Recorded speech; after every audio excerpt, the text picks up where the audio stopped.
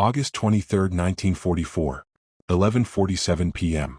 In France, 127 miles behind enemy lines, Brigadier General Ewart Gladstone Planck stood in a cramped operations tent staring at a map that showed his worst nightmare.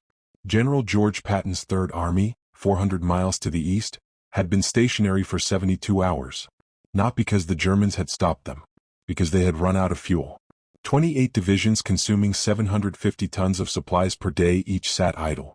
21,000 tons total. Every single day.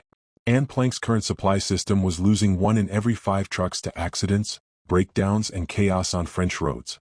The Germans were regrouping. The war was stalling. And Planck had 36 hours to solve a problem that every military logistician said was impossible. Before we understand what made this story so remarkable, we need to understand what broke. June 6, 1944. D-Day. 156,000 Allied troops stormed 5 beaches in Normandy. Within weeks, over 1 million soldiers were ashore in France. But they were confined to an area roughly the size of Long Island, 50 miles wide, 20 miles deep. The Normandy hedgerows had become a death trap. Every field was bordered by ancient earthen walls topped with dense hedgerows that turned France into a labyrinth of killing zones. Then came Operation Cobra. July 25th. American infantry and armored units finally broke through. General Patton's Third Army burst onto the open fields of central France at speeds that shocked even the Germans, the inventors of blitzkrieg warfare. By mid-August, Patton's tanks were averaging 40 miles per day eastward. His motto was simple: advance until the gas runs out, then advance some more. But there was a problem. A massive problem. The Allies had not yet captured a major port. Cherbourg was partially operational but damaged.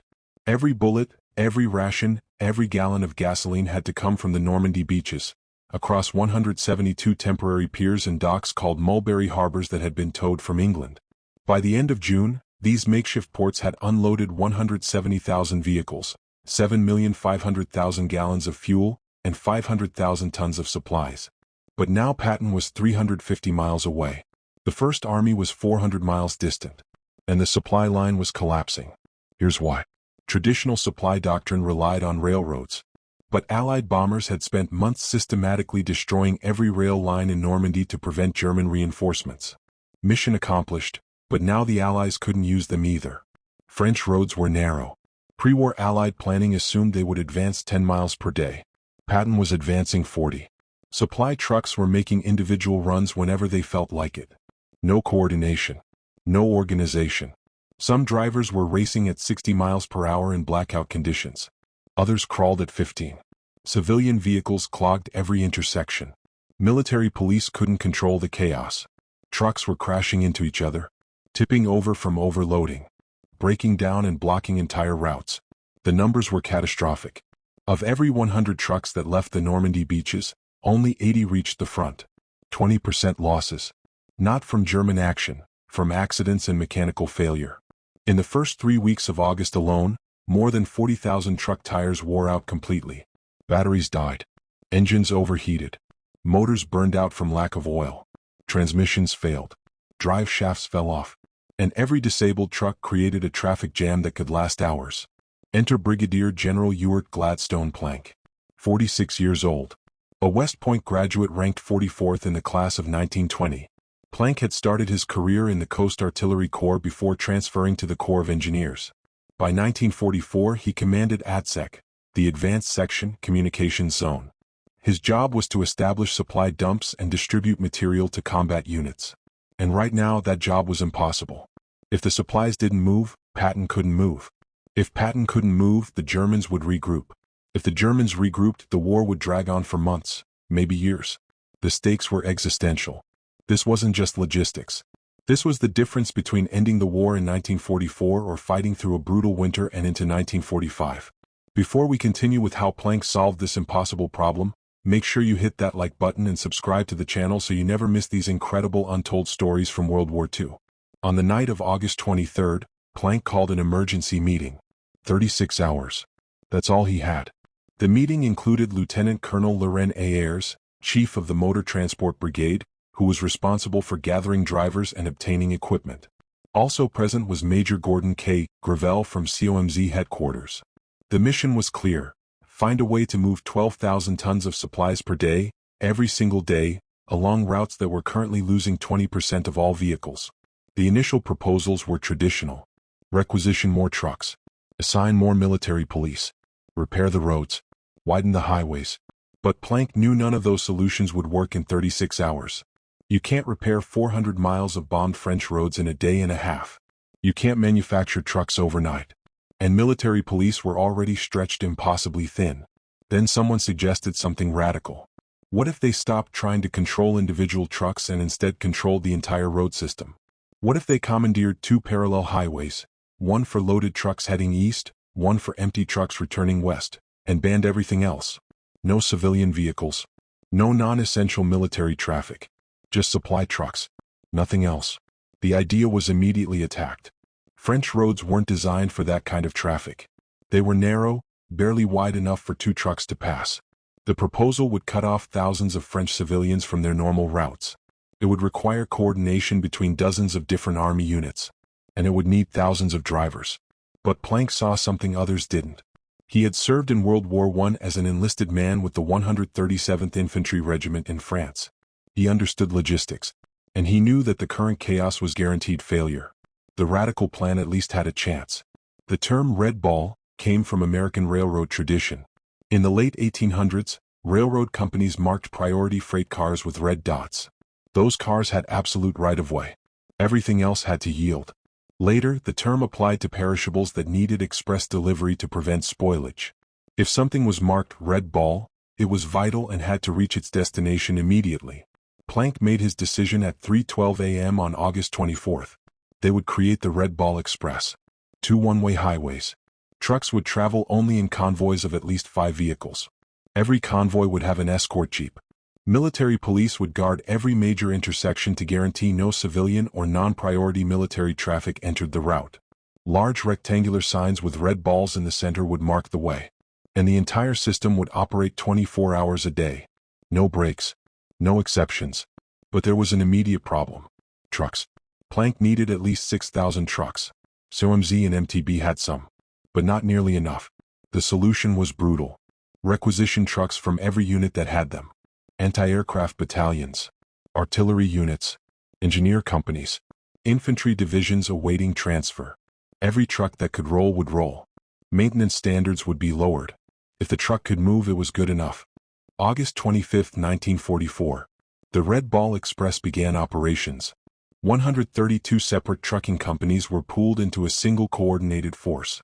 The trucks were primarily GMC CCKW models, 2.5-ton, 6x6 vehicles with 270 cubic inch inline-6 gasoline engines producing 91 horsepower. They were nicknamed Jimmies by the troops. The CCKW designation came from GMC factory codes. C for 1941 design year, C for conventional cab, K for all-wheel drive, W for dual rear axles. Each truck weighed 11,050 pounds empty and 16,400 pounds fully loaded. Top speed was 45 miles per hour. Range was approximately 300 miles on a full tank. The short wheelbase variant, the CCKW 352 with a 145-inch wheelbase, was designed as an artillery prime mover. The long wheelbase version, the CCKW 353 with a 164-inch wheelbase, had a 12-foot cargo bed and became the standard transport vehicle. By August 1944, over 500,000 CCKWs had been manufactured, making them the second most numerous U.S. military vehicle after the Jeep. The routes were clearly defined. The Northern Highway ran from Saint-Lô in Normandy to the Chartres-la-Loup-Dreux Triangle just west of Paris, approximately 250 miles. That route was for loaded trucks heading east. The Southern Highway handled empty trucks returning west. Total round-trip distance, approximately 500 miles.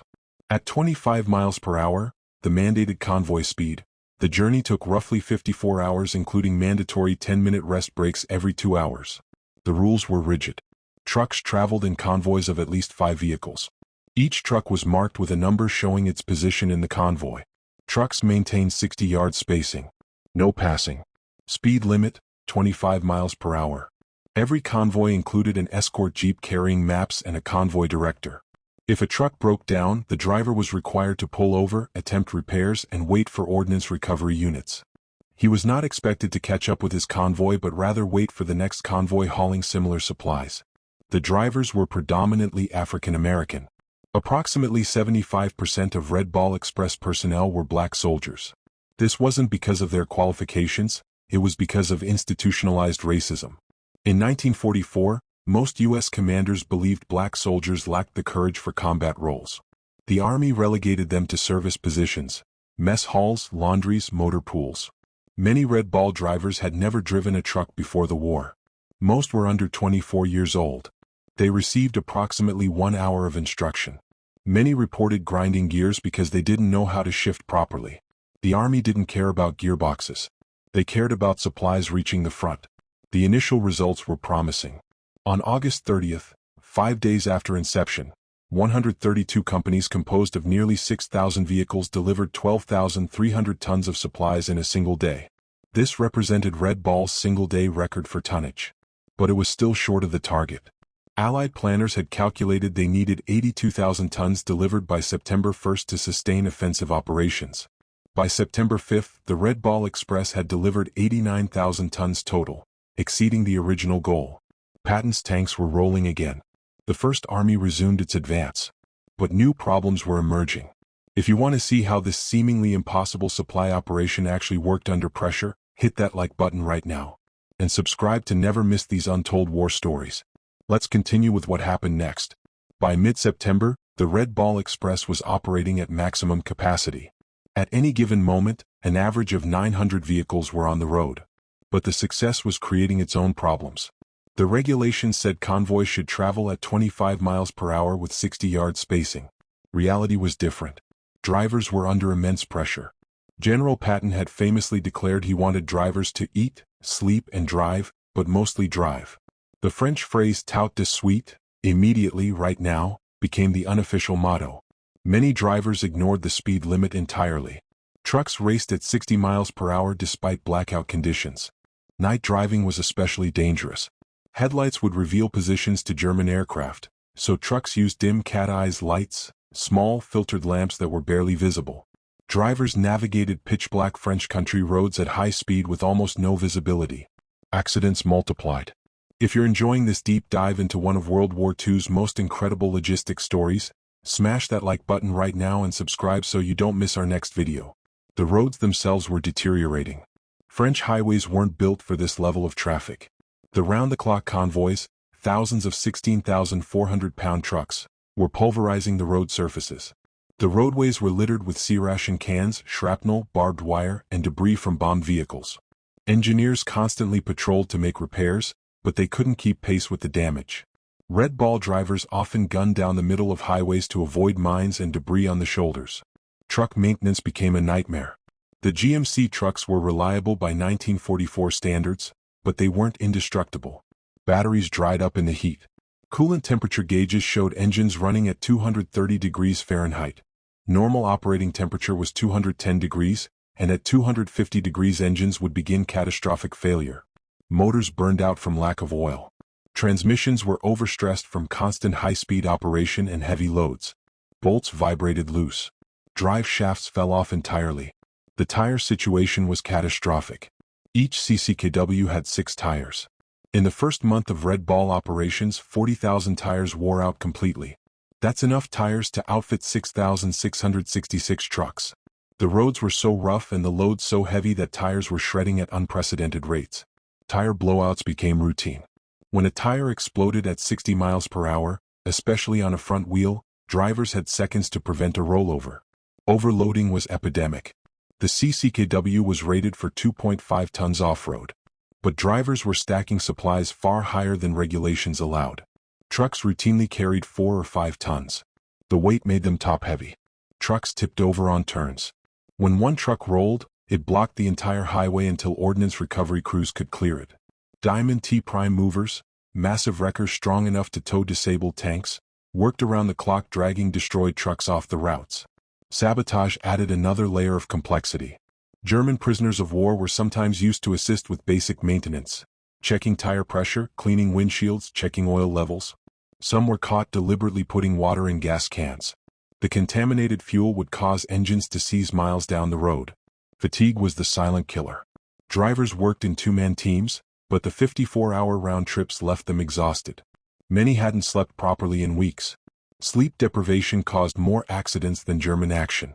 Drivers would fall asleep at the wheel and veer off roads or slam into the truck ahead. The mandatory 10-minute breaks every 2 hours weren't enough. Some drivers deliberately sabotaged their own trucks, minor damage that would require a few hours of repair, just to get rest. The elongation problem was mathematics working against success. Every mile Patton advanced eastward added 2 miles to the supply round trip, 1 mile there, 1 mile back. By late September, some convoys were traveling 700 miles round trip. That meant more fuel consumed by the supply trucks themselves. At some point, the trucks would burn more gasoline delivering gasoline than they were actually delivering. The system was approaching its physical limits. And the casualties were mounting. Not from enemy action, from exhaustion and accidents. Red Ball drivers were dying on French roads from crashes, rollovers, and fatigue. The exact numbers weren't recorded separately, but after-action reports noted significant losses to vehicular accidents and driver exhaustion. But the worst threat wasn't mechanical or human. It was strategic. The longer the Red Ball Express operated, the more vulnerable it became. The convoys followed predictable routes. German reconnaissance aircraft could spot them easily, hundreds of trucks stretching from horizon to horizon. A single Luftwaffe strafing run could destroy dozens of trucks and kill hundreds of men. So far, the Germans had been too disorganized to mount coordinated attacks. But intelligence indicated they were regrouping. On September 15, a German Focke-Wulf FW-190 fighter bomber swooped low over a Red Ball convoy near Dreux. The pilot triggered his MG-151/20 autocannons, 20 mm rounds at 750 rounds per minute. 7 trucks were destroyed. 13 men killed. 19 wounded. The convoy scattered. It took 4 hours to reorganize and continue.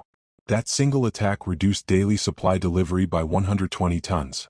Can one trucker's radical idea save the entire supply system from collapse? Hit that like button to see what happens next and let's continue.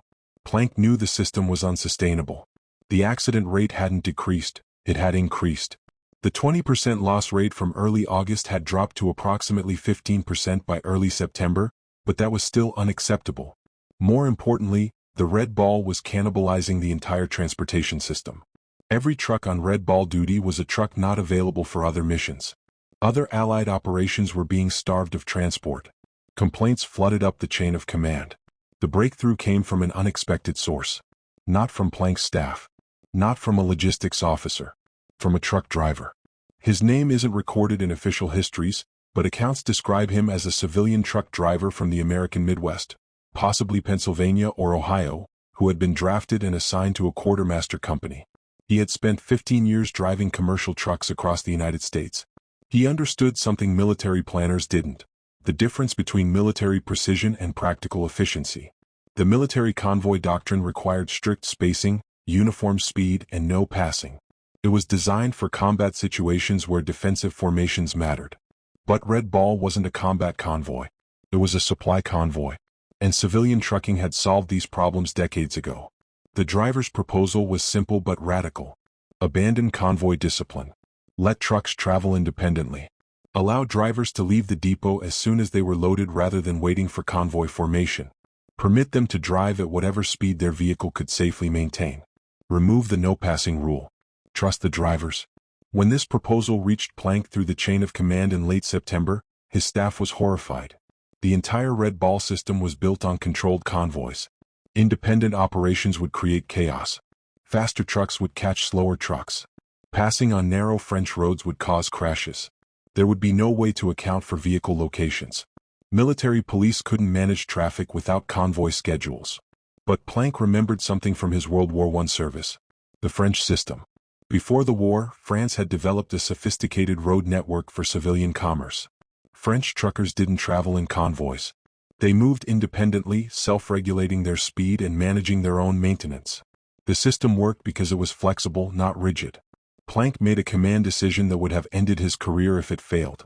He authorized a limited test.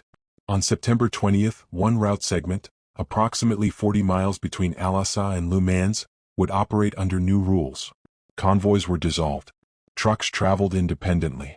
Drivers could drive at any speed up to the mechanical limit of their vehicles, approximately 45 miles per hour. Passing was permitted on straight stretches where visibility allowed. Military police would monitor but not control traffic flow. The results were immediate and dramatic. Travel time on that 40-mile segment dropped from 1 hour 36 minutes to 53 minutes. That's a 45% reduction. More importantly, accidents decreased. Faster trucks no longer bunched up behind slower trucks. Drivers could adjust to road conditions individually. When one truck broke down, others simply drove around it instead of creating a 60-yard gap that wasted road capacity. The mechanical benefits were equally significant. The GMC CCKW's engine was designed for variable speed operation. Forcing trucks to maintain constant 25-mile-per-hour speed actually increased engine stress. The Warner T93 5-speed transmission had a direct drive 4th gear and overdrive 5th gear. At 25 miles per hour, drivers were stuck in 3rd gear, which caused excessive engine RPM and heat buildup. At 40 to 45 miles per hour, they could use 4th or 5th gear, which reduced engine strain and fuel consumption. On September 25, Planck expanded the independent operations to the entire northern route. Convoy requirements were officially suspended except for the minimum 5-vehicle grouping at departure. Once on the road, drivers operated independently. The transformation was remarkable. Daily tonnage delivery increased from an average of 9,800 tons to 12,500 tons, a 27.5% improvement. But more importantly, the loss rate dropped from 15% to approximately 5%. That's a 67% reduction in lost vehicles. Why did it work? 3 reasons. First, independent operations matched vehicle capability to driver skill. Experienced drivers with good trucks could move fast.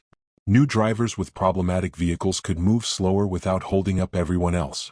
Second, it eliminated the chain reaction effect of convoy crashes. When one truck in a tightly spaced convoy had problems, the entire convoy suffered. Independent trucks could adapt individually. Third, it reduced driver stress. Convoy discipline required constant attention to spacing and speed matching. Independent operations let drivers focus on their own vehicle and road conditions. If you're blown away by how this unconventional solution actually worked, show your support by liking this video and subscribing to the channel for more untold war stories. But Planck didn't stop there. He implemented 3 additional changes that multiplied effectiveness. First, he established regulating points. Checkpoints every 50 miles where military police recorded truck numbers and assessed mechanical condition. This maintained accountability without requiring convoy formations. Second, he authorized on-the-spot repairs. Ordnance teams stationed every 25 miles could handle minor fixes, tire changes, battery replacements, minor engine work. If a truck could be fixed in under 30 minutes, it was fixed immediately and sent on. Major repairs went to rear depots. Third, he implemented a hot truck system. Drivers in broken trucks that couldn't be quickly repaired abandoned their vehicle and hitched rides on passing trucks. They would catch another truck back to the depots and pick up a new vehicle. The broken truck would be recovered later by ordnance teams. The system became almost organic. Trucks flowed along the highways like a river. Fast trucks naturally moved to the front. Slower trucks naturally fell back. The spacing was irregular but efficient. Military police at major intersections ensured only red ball traffic used the designated routes, but they no longer tried to control individual vehicles. By October 1944, the Red Ball Express was operating at peak efficiency. The northern route handled loaded trucks traveling approximately 45 miles per hour. The southern route handled empty trucks returning at similar speeds. At peak operation, 5,958 vehicles were simultaneously in motion. But the end was approaching. Not from failure but from success. The strategic situation had changed. On September 4, British forces captured Antwerp, Belgium, one of Europe's largest ports. The port facilities were substantially intact. By November, Antwerp was operational. Suddenly, supplies could be unloaded 200 miles closer to the front than the Normandy beaches. The French rail system, which had been systematically repaired by army engineers, was functioning again. And portable pipelines, prefabricated sections that could be rapidly assembled, were delivering gasoline directly to forward depots. The Red Ball Express officially ended operations on November 16, 1944. It had run for exactly 83 days. In that time, it had delivered 412,000 tons of supplies, ammunition, gasoline, rations, medical supplies, spare parts, and equipment. To put that in perspective, 412,000 tons is roughly equivalent to 2,745 fully loaded modern Boeing 747 cargo aircraft. All of it moved by truck. on roads that had been pulverized by bombs, under constant threat of German attack, with drivers who mostly hadn't known how to drive trucks 3 months earlier. But the story doesn't end with statistics. It ends with impact. The Red Ball Express kept the Allied advance alive at the critical moment when the German army was most vulnerable. In August and September 1944, German forces were in chaotic retreat. They had lost nearly all of France. Their supply lines were destroyed. Their air force was depleted. If the Allies had stalled for lack of supplies, the Germans would have had time to establish new defensive lines, regroup their forces, and fortify positions. The war would have dragged through a brutal winter. Instead, by October, Allied forces were at Germany's border. The rapid advance had liberated France in 3 months instead of 6 or 12. Historians estimate that the Red Ball Express shortened World War II in Europe by at least several months. When you calculate the lives saved, both military and civilian, by ending the war earlier, the number reaches into the hundreds of thousands. General Planck never received the level of recognition that combat commanders did. He was promoted to Major General in June 1945 after the war in Europe ended. He went on to command the Philippine base section and later the New York port of embarkation. He retired in 1949 and died in 1982 at age 84.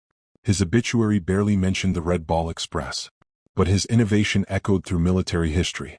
The U.S. Army Transportation Corps studied the Red Ball Express extensively.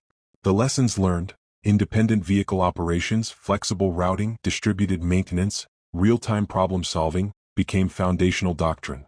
During the Korean War, similar supply routes were established. In Vietnam, the principles were applied to both ground and air logistics. Modern military logistics still uses many concepts pioneered by Planck in those desperate 36 hours in August 1944. The civilian impact was equally profound. After the war, General Dwight Eisenhower, who had overseen the Red Ball Express as Supreme Allied Commander, became President of the United States. In the 1950s, he championed the interstate highway system. Eisenhower explicitly cited his experiences with military convoys, including a 1919 cross-country truck convoy and the Red Ball Express, as inspiration.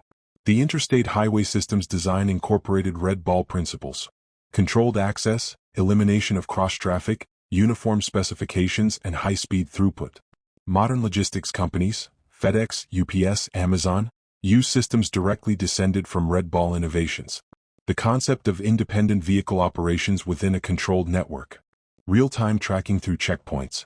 Distributed repair facilities. The idea that speed and flexibility can reduce accidents rather than increase them. Hub-and-spoke distribution that allows supplies to flow continuously rather than in batches. The 23,000 men who drove for the Red Ball Express, 70% of whom were African American soldiers denied combat roles by racism, received limited recognition at the time. A few unit commendations. A 1952 Hollywood film that greatly simplified and whitewashed the story. But their contribution was immeasurable. They didn't fire a shot, but they kept the guns firing. They didn't advance on the enemy, but they kept the advance moving. One final note about those numbers. Remember that 20% loss rate before the Red Ball convoy reforms? And the 5% loss rate after independent operations were authorized?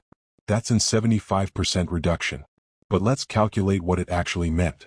From August 25th to November 16th, 83 days, approximately 500,000 individual truck trips were made. At a 20% loss rate, that would have been 100,000 disabled or destroyed trucks. At 5%, it was 25,000. That means 75,000 fewer truck losses. Each GMC CCKW cost approximately $2,400 in 1944 dollars, equivalent to roughly $42,000 today. 75,000 trucks times $2,400 equals $180 million saved in 1944 dollars, or approximately $3.15 billion in 2024 dollars. From a logistics change that cost nothing to implement. But more important than the money was the mission success. Those 75,000 trucks that didn't break down delivered approximately 187,500 tons of additional supplies. That's 375 million pounds of ammunition, fuel, food, and medicine that reached soldiers who needed it. That's the difference between success and failure. Between advance and stalemate. Between ending the war in 1945 instead of 1946. December 16, 1944. 2 months after the Red Ball Express officially ended, Hitler launched Operation Wacht dem Rhein, the Battle of the Bulge. German armies smashed through Allied lines in the Ardennes forest, creating a massive bulge in the front. American forces were surrounded at Bastogne. This was Hitler's last desperate offensive, a final attempt to split Allied forces and capture Antwerp, cutting off supplies. The Red Ball Express was reactivated on an emergency basis. The system that had been shut down in November sprang back to life. But this time it was different. Instead of regular supply runs, it was emergency relief. The routes were shorter but more dangerous. Trucks carrying ammunition and fuel had to navigate through partially German-controlled territory. The weather was brutal, the coldest winter in decades. Ice covered the roads. Visibility was near zero in snowstorms. But the system worked. The organizational structure was still in place. The drivers knew the routes. The maintenance crews knew the procedures. Supplies reached the surrounded troops at Bastogne. The German offensive stalled and collapsed. And once again, logistics had made the difference between disaster and victory. The final statistics tell the story. From August 1944 through May 1945, when Germany surrendered, various Ball Express routes, Red Ball, White Ball, Green Diamond, Lions Express, ABC Express, delivered over 6 million tons of supplies along dedicated highways. The vehicle loss rate never exceeded 6% after the independent operations reforms were implemented. The system that Planck and his staff designed in 36 hours became the logistical backbone of Allied victory in Europe. If you found this story incredible, please like this video and subscribe to the channel. We uncover the forgotten stories of ordinary people who did extraordinary things in World War II. The tales no one else tells. The technical details that reveal how impossible victories actually happened. Hit that notification bell so you never miss an upload. Thanks for watching, and I'll see you in the next one.